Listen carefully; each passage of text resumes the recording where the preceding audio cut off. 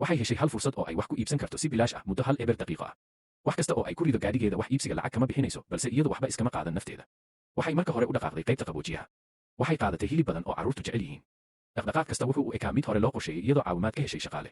waxay sidoo kale qaadatay miro qalaad oo badan oo aysan hore u tijaabin. markii wakhtigii dhammaaday, Evelyn waxay ka baxday iyadoo gacmaheedu buuxaan. si kastaba ha ahaatee, markii ninkeeda arkay qaboojiyaha oo buuxa, ma uusan awoodin inuu faraxsanaado. intii qoysku wada cunayeen cuntada, ninku wuxuu dhammaan cuntadii ku tuuray dibadda.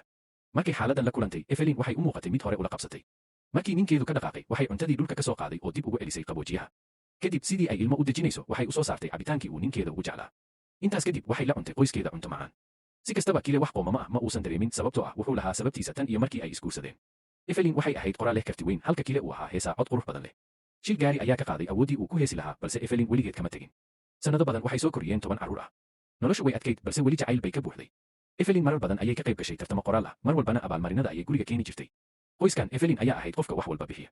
abaalmarinada ay hesho ninkeedu wuxuu ku khasaarin jiray khamri. maalintii xigtay, Evelyn waxay ninkeeda ka codsatay lacag ay caano ku iibsato. ninku xitaa ma haysan lacag ku filan hal dhalo caano ah. carruurtu waxba kama filayn aabahood. dhib kasta Evelyn ayaa xalin jirtay. markaas ayuu nin boosteejo ah warqad keenay. waxay ku jirtay lacag yar oo ay ku guulaysatay, taasoo u suurtagelisay carruurta inay mar kale caano cabaan. carruurtu si tartiib ah ayay u koraan, balse ninku weli maalin kasta ayuu cabayay khamri. maalin maalmaha ka mid ah, wuxuu u diyaariyey hadiyad Evelyn, waxayna ahayd alaab guri oo aad u qurux badan oo aysan weligeed arag. laakiin waxay isweydiisay halka uu ninkeedu lacagtaas ka helay. dhab ahaantii waxay wicitaan ka heshay bangiga. ninkeedu wuxuu 3 sano ka hor qaatay dayn guri. haddii aysan bixin karin lacagta lagu leeyahay muddo bil gudaheed ah, gurigooda waa lala wareegayaa.